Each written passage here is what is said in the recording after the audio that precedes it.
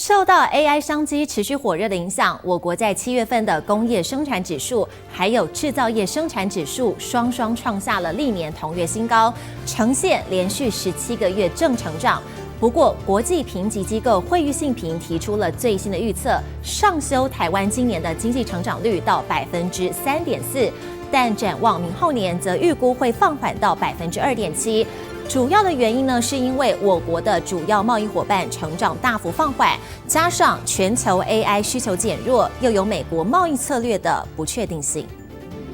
大型钓具百货柜往上拉提，准备装上货轮，提前拉货潮带动我国的经济表现比预期强劲。国际评级机构惠誉信评提出最新预测，上修台湾今年的经济成长率到3.4%，但展望明后年则预估会放缓到2.7%。同时，市井有3大下行风险，包含主要的贸易伙伴成长大幅放缓、全球 AI 需求减弱，还有地缘政治跟美国贸易策略的不确定性。关税政策最后导致这个停滞性通膨，诱发进一步的系统性风险的话，我想明年2.7这个是很保守的估计，搞不好会更差。但由于现在的 AI 商机持续火热，让我国7月份的工业生产指数还有制造业生产指数双双创下历年同月新高，呈现连续17个月正成长。但相比之下，7月份的零售业营业额大约是3884亿元，年减3.6%，不但跌幅超乎预期，更是连续4个月都呈现负成长。预估下半年国人的消费信心偏向保守，传产